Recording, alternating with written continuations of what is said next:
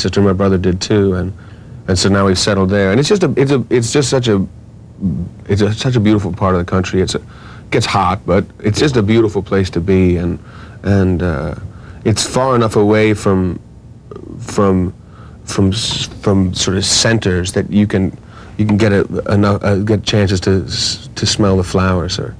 But it's also a very cultured place because of the university and because of its history, that you're not in a cave or under a rock somewhere. So it's home. Yeah, it's certainly home. You got that 60 or 100-acre farm there, which may have grown since you bought it. You began, though, writing songs essentially for yourself. You weren't performing. Yeah, I was half finishing the guitar or whatever it was. In my bedroom or in the basement or in the lounge, if people could stand listening to me play the same thing over and over again. Yeah, and I met a few different people. John Dirth, who's on our last album, a trumpet player and a great arranger who played with Bruce Hornsby.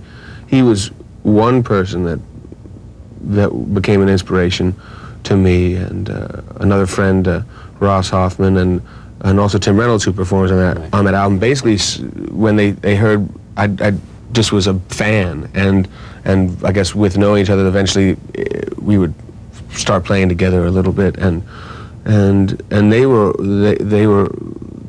I was 23 at the time, and they sort of suggested to me, get a band, or at least perform or write, or step up and do a couple of numbers with us. Yeah, exactly. Yeah. And so I started sitting in with people like that, and got into it, and then the final thing was putting the band together. It said that you would get up and do Bob Marley numbers. Yeah, I did a couple. Actually, our sax player, Leroy, said, because I had very long hair, which is when I was bartending. A Rastafarian kind of thing, or? not quite a Rastafarian, but long hair while I was bartending, and then I cut it all off and started performing. But before that, my friend Leroy, who plays sax with us.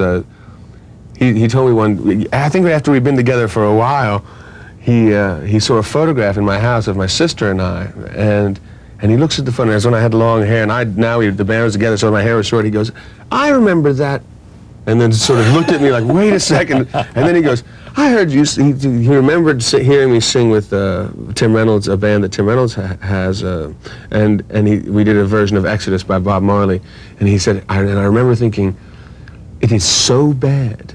He is so terrible. I can't. It's a disservice to Bob Marley. It is. He was, and he didn't hold any punches, well, because we were together at this stage. But it was just funny. He said, I can just remember thinking, I was embarrassed for you, David. So it's funny that we ended up actually finding each other. Before you formed the band, was it your dream to do that? Yeah, I was there. I feel like almost two people. One side of me just an avid fan of all kinds of music, just so dreamt of becoming a performer, and the other side of me that I don't know if it came from my father or from his side of the family, which was you can't do that, which is maybe one of the reasons that I only started trying by the time I was in my mid-20s or early 20s, that I hadn't even really stepped out when I was a teenager at all. And I think had it not been for the fact that people sort of pushed me, I don't think I actually would have taken the steps. But it was a dream. It consumed me. But it was also the same critic now that says I haven't achieved anything too fantastic. He's the same thing. The same one that said the kid inside of you. Yeah. Same one that says to me, you shouldn't go into music, or don't go into art, or don't just forget about that stuff. Just go and get a job, wake up, go to school or whatever. There was that voice always in me as well, telling me to be reasonable and not do this. But why do you think you did it? I think once I started playing, and the few times that I did perform, even though it may have been a disservice to Bob Marley or whatever, it really, I suddenly began to think, well, maybe I could do it, at least on one level. And once the band got together, the joy that I experienced playing with Carter and Stefan and Leroy and Boyd, the joy that I experienced playing with them and still do, was just so, it's so overwhelming, you know, like going to church, that I said I must. And a must. I have no choice, you know. What's amazing to me is that when, it seems, you put together a first-class group. You had good musicians who you talked into coming together with you. Yeah, it was. And the Dave Matthews Band, you're equal partners in this venture, right? Absolutely, yeah. You know, I mean, these are 5 musicians, right? Yeah, we're 5 and 5 equal parts that come up. Who your name and you're out front, but you brought together at the very beginning very good guys. Yeah, I was very lucky. I actually was a huge fan of both Carter, our drummer, who's a hero of mine, and Leroy, and I used to go and watch them all the time. The saxophone player again, and I'd watch them all the time, and I thought, with coaxing of a friend who was sort of a mentor to me at the time, said, aim high. Why not go up to those guys and say, hey, this is a tape I made, and would you be interested in playing? And really, at the beginning, it wasn't even a commitment. It's just our afternoons were free. You know? Let's go do something Let's go together. play in the afternoons, and it really came together like that. But fairly soon afterwards, we were enjoying playing together and being together, and then I think pretty much the first performance we had, which I think was on a Earth Day in Charlottesville at a festival, and we were being pushed back by all the bands because they were fairly well known in the.